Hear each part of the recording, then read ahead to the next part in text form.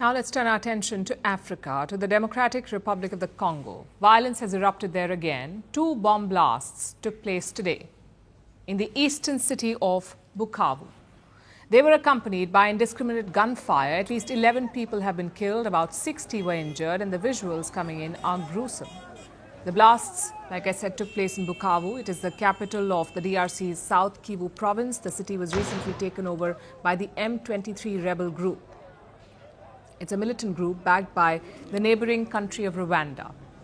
The M23 group has been fighting against the DRC government. It has been capturing territory since the beginning of the year. Bukavu is the second major city it captured. M23 rebels and their allies were holding a rally there today. It was the biggest public gathering since they overran the city about 2 weeks ago. Today was supposed to be about displaying strength and control. Instead, we saw chaos and bloodshed.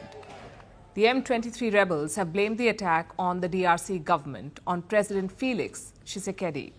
But they haven't provided any proof so far. And proof probably won't matter much to the rebels right now. They will likely want to hit back, possibly by going after another city in the region, causing the conflict to spiral out of control again. This is a familiar story for the DRC. The country has seen near constant conflicts for decades, primarily against its neighbor, Rwanda. Rwanda is a small nation compared to the DRC, but it punches far above its weight.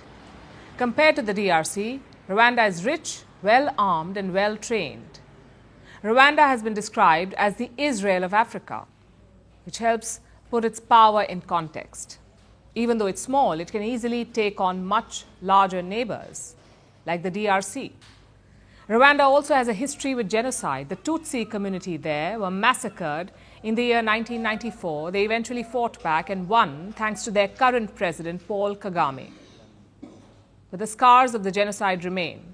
The Tutsis are determined to never let it happen again. This is their justification for fighting against the DRC because many of the genocide's perpetrators fled Rwanda in 1994 when Kagame and his forces won. So the defeated militants took refuge in the neighboring DRC. They still have an armed militia there called the FDLR. So whenever Rwanda attacks the DRC, it says it is going after the genocidal militia. But that is only part of the reason for the current hostilities. Another reason is minerals. The DRC holds massive mineral reserves: gold, lithium, cobalt, coltan. The DRC has all of them, especially the country's eastern region, where all the fighting is taking place. Dozens of militias are active in the region. They take over a mineral deposit. They force locals to extract the rare metals and then sell it to fund their militancy. The M23 group does the same thing, allegedly with Rwanda's help. So both the rebels and Rwanda get richer at the expense of the DRC and ordinary Congolese people. Rwanda is not the only country accused of doing this. Another neighbor also has its fingers in the DRC pie. That's Uganda. Now, this picture was put up by the chief of Uganda's defense forces, who also happens to be their president's son and heir apparent. The picture purportedly shows Ugandan soldiers in Bunia. Bunia is another city in the DRC, so both Rwanda and Uganda have soldiers in the DRC at the moment, capturing cities and exploiting resources. This has happened before, in 1996 and 1998, during the First and Second Congo Wars. The Second Congo War in particular was brutal. 9 African countries fought in it. That is why it is also known as Africa's World War. They fought inside the DRC, wrecking the country, leaving at least 5.4 million people dead and leaving behind the problems that we see today. With the new M23 offensive, the return of Ugandan troops in Bunia and the DRC reaching out to other nations, we are seeing a familiar story play out all over again. It needs to stop now, before it's too late. Before we go down an all too familiar road, because the last thing we need is another African world war breaking out.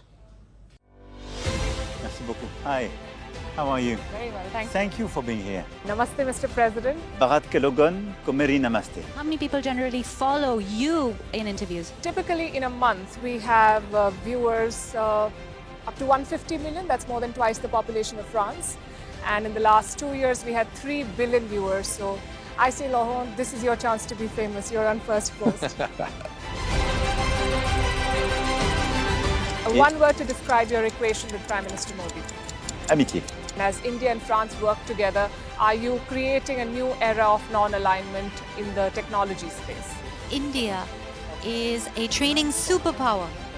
1 million engineers a year, more than all of Europe and the US combined. So we have that partnership.